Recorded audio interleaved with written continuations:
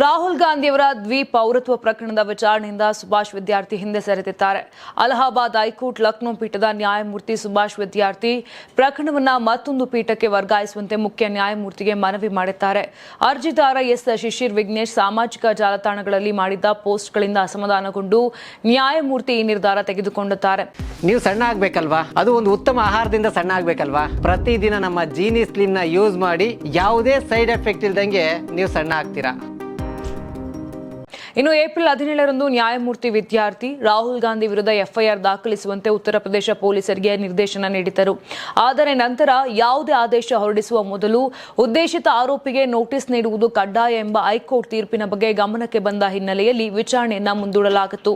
ಸೋಮವಾರದ ವಿಚಾರಣೆಯಲ್ಲಿ ರಾಹುಲ್ ಗಾಂಧಿಗೆ ನೋಟಿಸ್ ನೀಡದೆ ಯಾವುದೇ ಆದೇಶ ನೀಡಲು ಸಾಧ್ಯವಿಲ್ಲ ಅಂತ ನ್ಯಾಯಮೂರ್ತಿ ಸ್ಪಷ್ಟಪಡಿಸಿದರು. ಈ ವೇಳೆ ಸರಿಯಾದ ಕಾನೂನು ಮಾಹಿತಿ ನೀಡದ ಹಿನ್ನೆಲೆಯಲ್ಲಿ ವಕೀಲರ ಮೇಲೂ ಅಸಮಾಧಾನ ವ್ಯಕ್ತಪಡಿಸಿದ ನ್ಯಾಯಮೂರ್ತಿ ನ್ಯಾಯಾಲಯಕ್ಕೆ ನ್ಯಾಯಯುತ ನೆರವು ನೀಡುವಲ್ಲಿ ಅವರು ವಿಫಲರಾಗಿದ್ದಾರೆ ಅಂತ ಹೇಳಿದ್ದಾರೆ.